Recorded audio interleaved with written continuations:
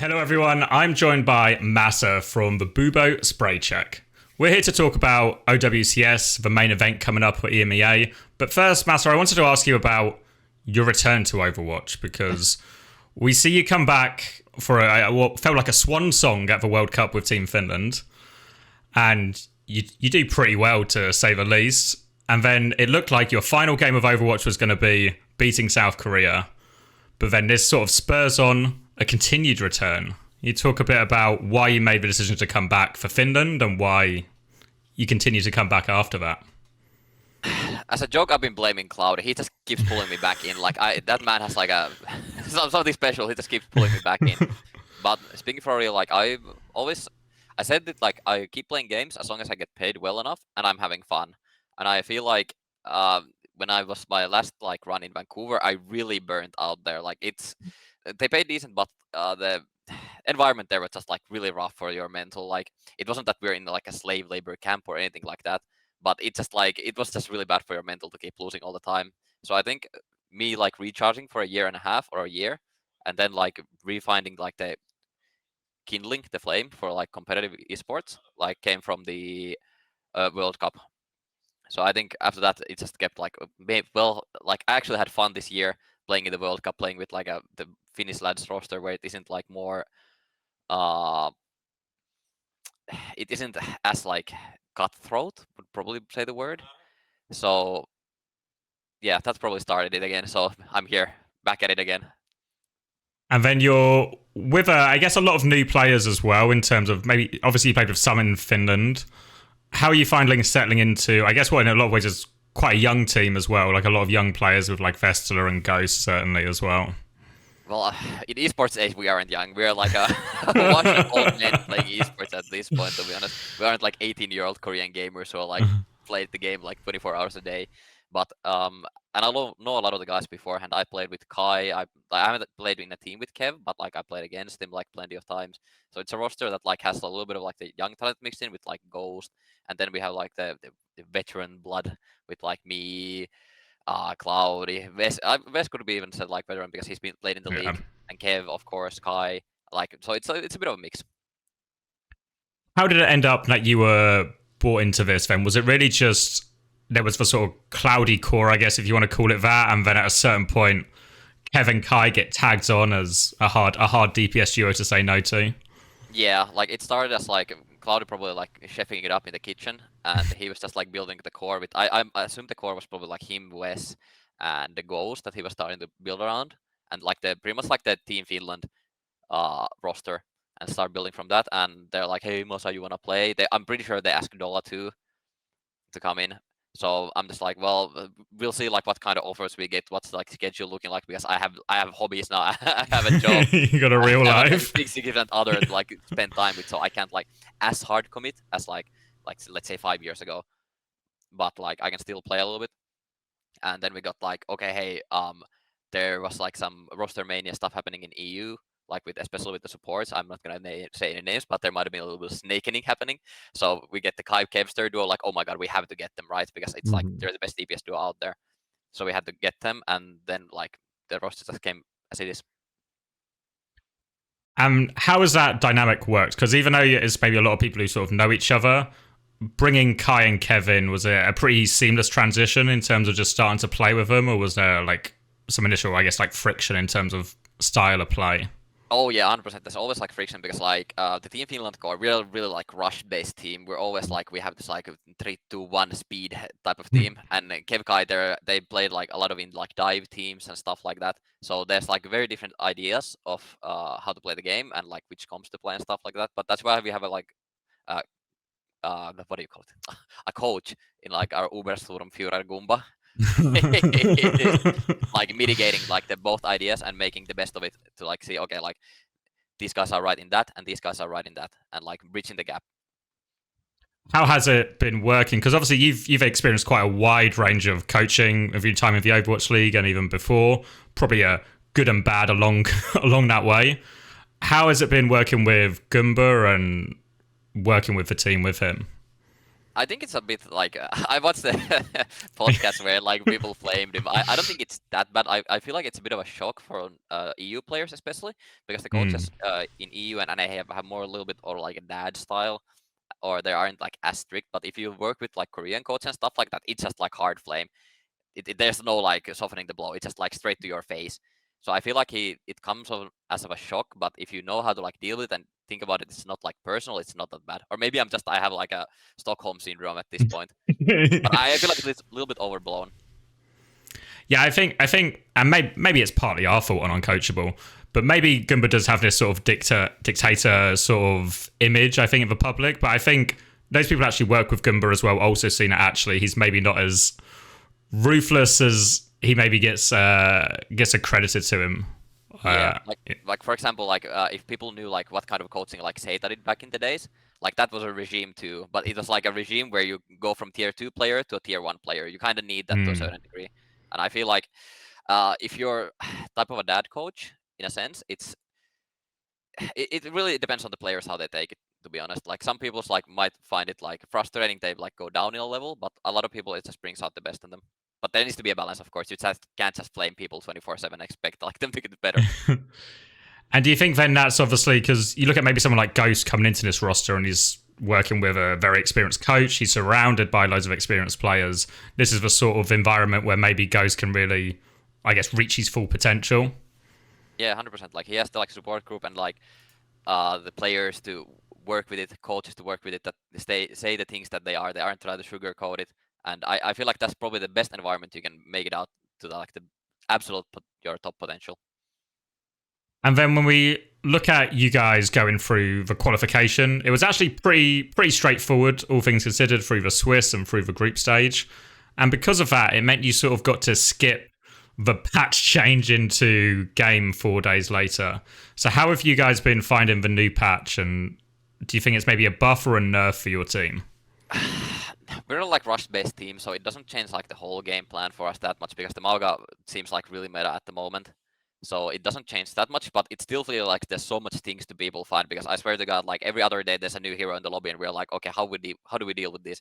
So it kind of brings out the X factor in the games, especially against like the top games where people actually might have like practiced like not cheese comps, but like a certain hero in the meta that we haven't like had a lot of practice against. So it might actually like turned out to be a little of a backhand at us.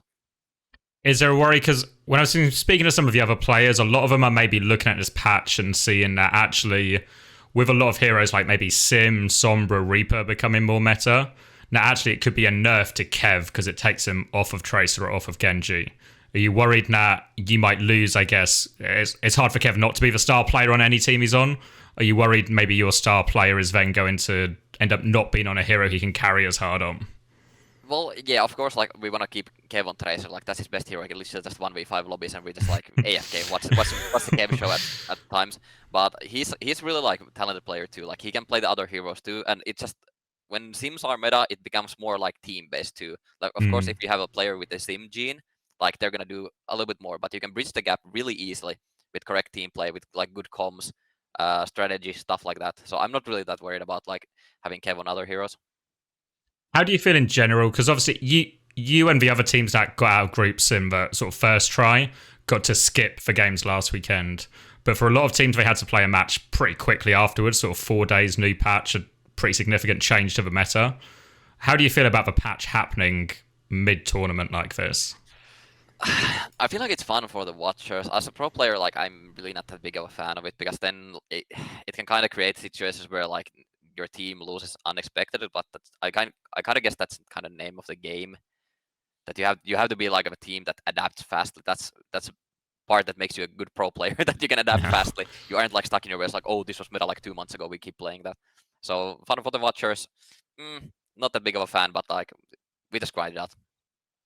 Do you find it's an advantage? Because obviously, with so much Overwatch League experience, both in your coaching staff and your players, do you find that is a bit helpful now? All of you have probably actually played in multiple metas before and having this sort of experience you can maybe pull back on like, oh, we used to do this in this meta, we could do something like this. Oh yeah, 100%. It helps so much because at the end of the day, there isn't like we aren't inventing like new ways to play every time. You kind of like take the basics from like, okay, Rush used to be played like this. We play like this, and then we like try to improve it a little bit, like with like let's say new heroes come out, we'll try to add those into it, and same thing like, okay, Dive used to play like this back in the day, let's try this and see how it works out. And then, can I ask a bit? Obviously, I don't want to ask you to give you anything away about what you're playing in the future, but during the qualification, we did see originally Ghost was playing a lot, and then as it shifted more towards Kiri and Moira, we saw Crimzo actually come into play full time. Could I ask you a bit about why that decision was made and why you went that direction? No, I have to chill, like nobody's pointing a gun at me. No, but I think it's just a team decision. Like Ghost is definitely like his best hero, 100% is Baptiste. He's crazy good at that hero, and we just try to play people that they're comfortable on different heroes. So I'd say it's just like we play what people are comfortable with and like get the most value out of it. Like Crimson playing on ping, it's not optimal, but like with Moira Kiri, I don't think it matters that much, to be honest. And then if we look towards the bracket, the bracket sort of changed a little bit back and forth a couple of times. But as it's finally settled, do you find yourself on the SSG, Sheer Cold and Pep side? Are you happy with, or happier with that side of the bracket now you find yourself on than before?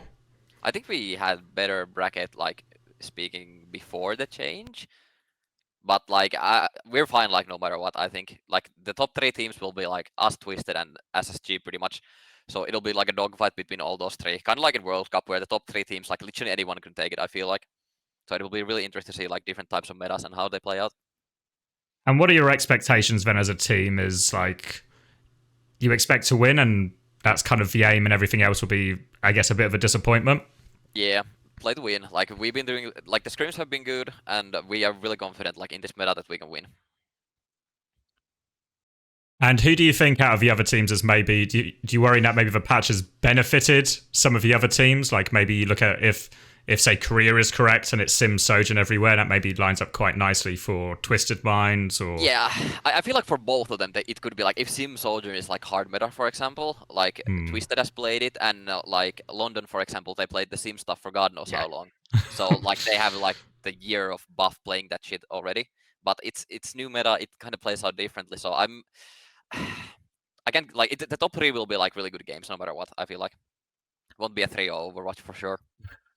And I wanted to ask, because what's happened with how Mauga's been out for a while, but it only has really come into the forefront of everyone playing it at least somewhere recently, which means a lot of, especially for the teams that skipped some of the group stage because they qualified already, we've not seen a whole lot of their Mauga play. You know, for like KSA, Haddy, we've not seen. And we saw a little bit of Vesta in some of the stream scrims.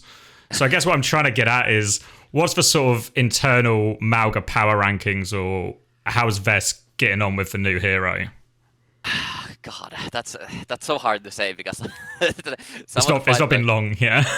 Yeah, like the fights are so scrappy at times, so like I have no idea how to rank our Maugas, to be honest.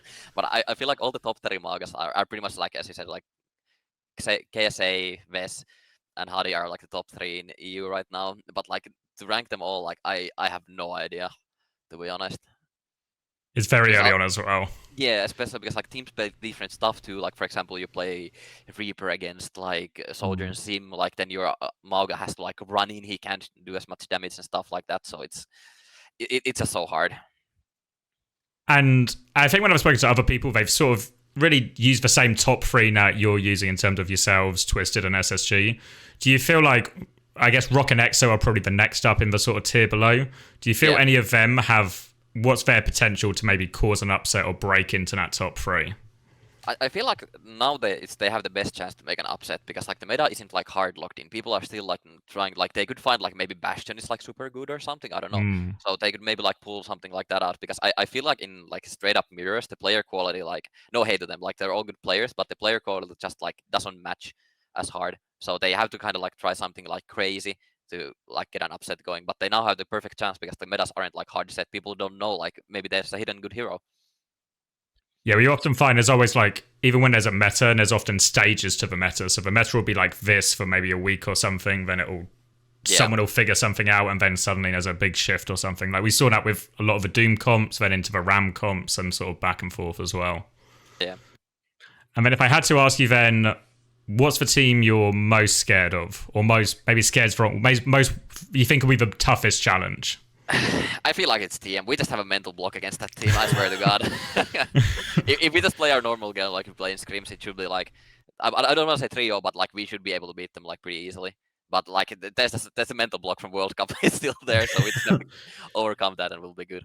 Do you think that's then what happened in the, because you met them in the Swiss stage as well, and then they'd sort of gone back to RAM very recently, or I guess even on the day, and you end up getting sort of 2-0'd, which I think for a lot of people was really an unexpected result. Yeah, I don't want to like scapegoat here and like just hope that like, oh, we choked or like we have a mental block. I think just like it's the mental block. We had a bad day. I think we would put up definitely a better fight. We played horrible that match, so yeah. Better next time. Yeah, go get them next time. All right. Thank you very much, Masaa. I appreciate your time. Best of luck in the tournament. I'm sure we'll see you go pretty far no matter what. Yeah, thank you. All right. Thank you.